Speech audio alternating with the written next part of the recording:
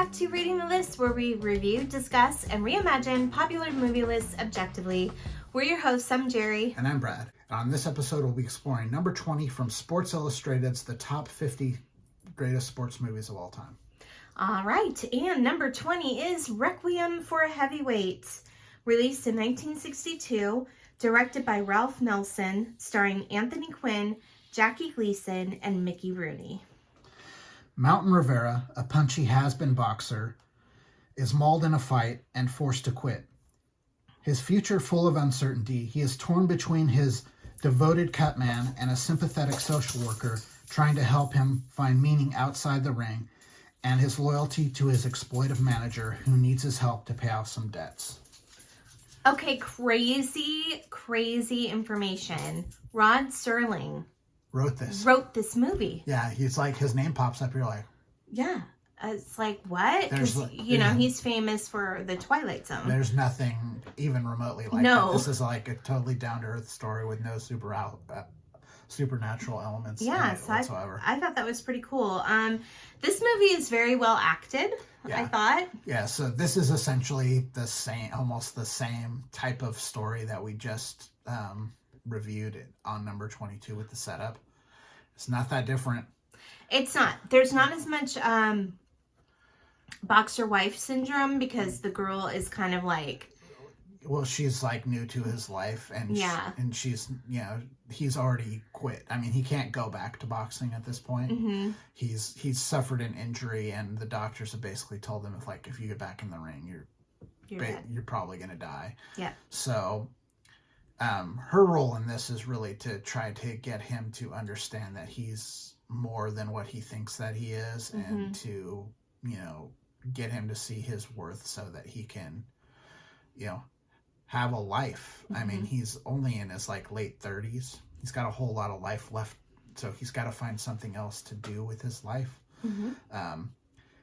This is much elevated over the setup, in my opinion, because of the acting. The acting is tremendous in this movie. We were talking about how Jackie Gleason, you don't see him in many films. Other than, what he's famous for, which was The Honeymooners, but he is so good in this movie. Yeah. I mean, the only things I really remember him from is, occasionally watching The Honeymooners, where he's great, and The Hustler, which I've seen a few times, which is also on this list. But every time he just kind of pops up in a role, and you're just like, dude, this guy was a great actor. Holy crap, he's a great actor. Yeah, he's really, really good. The thing that popped into my head, do you remember that movie where I think he plays Tom Hanks' dad?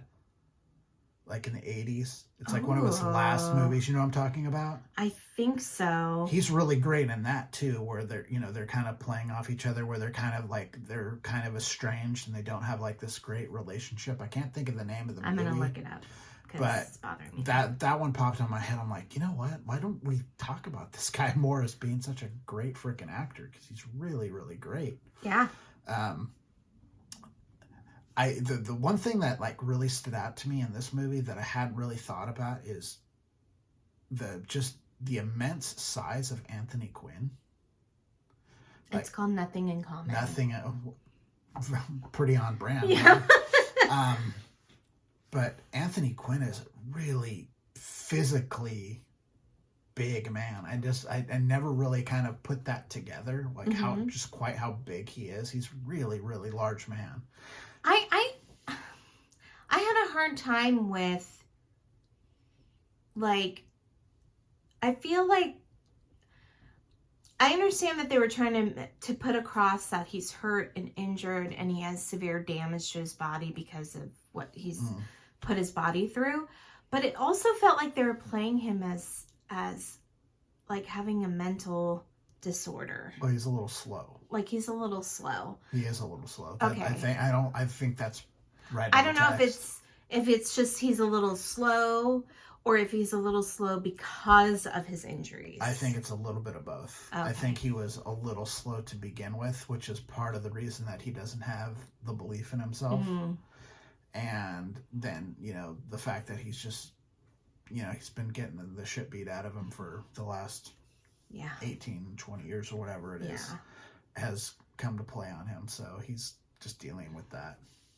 And the only one that seems to be really in his corner is Mickey Rooney's character. He's like, you know, Well, hey. the social worker. And the social worker. I mean, they're both trying to help him. And Jackie Gleason is like... He's in a bad situation. He's in a bad situation, and he's got to... I think he feels bad about it, but he's got to continue to exploit his cash cow in order to pay off this debt that he's gotten himself into. Yeah. And again, it's another similar situation where he bet against his guy to get knocked out, or, you know, get knocked out by like the 5th round or fourth round, I think. And he ended up lasting 7 rounds because he had no idea. No. He's never thrown a fight ever. And so, you know, he did something that he wasn't he wasn't supposed to do without having any idea. Like, all he knows is he's trying to win the fight. Yeah. Yeah, he, you know, had no concept of, oh, I better lose this in 4, you know. And one thing that was kind of cool, this movie doesn't have a lot of ring time either. But one thing that was cool is in the beginning of the movie, it's all shot from the first person perspective. Yeah, it's on a steady cam. So it's like, you are Anthony Quinn, you're the boxer. Yeah. And he's just finished this fight. And they do some cool stuff with like I think this kind of might be where some of the Rod Serling kind of influences. Yes. Where a lot of you get a lot of shots like on the series where it's shot like that. That's true. And then you have the shots where like his vision's going in and out. So like the camera does stuff. That to me is like where that's quintessential Rod Serling. Yeah, that's where that like the woman who, you know, is on the bed and all the doctors are looking at her. Yeah. So that was kind of a cool little difference that we've seen in most boxing movies. And what can an ex-boxer do? Like, he didn't really have many options. They said, oh, he's good with kids.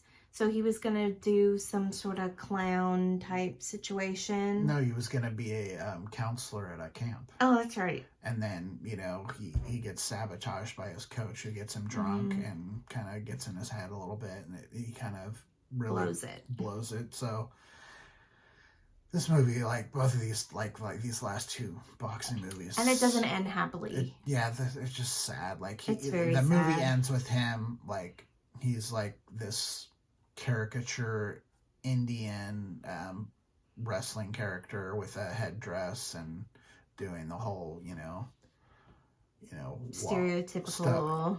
But and you know, it's done specifically in the movie to make it look like it's offensive. It's supposed to be offensive. Yeah.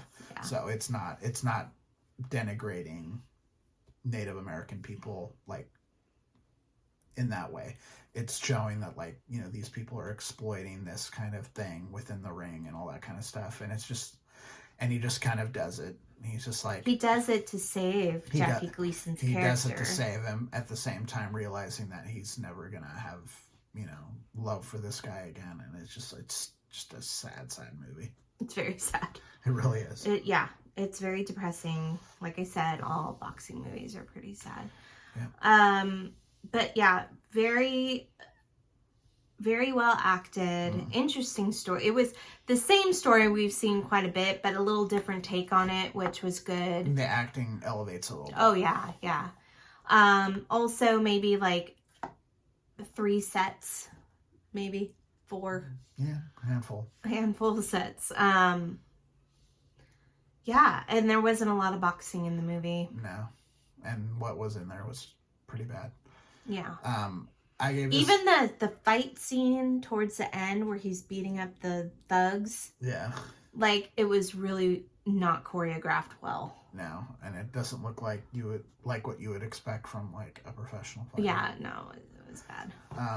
I gave this one a 67. Jerry gave it a 60, so the list score is 63.5. All right. If you've seen this movie and you enjoyed it and want to share your thoughts, please do so in the comments. If you like the content we're putting out, please like and subscribe to our channel. If you'd like to contact us directly, please do so at ratingthelist@gmail.com. But for now, that's it. I'm Jerry. Brad. And we're Rating the List. We'll see you next time. Bye. Bye.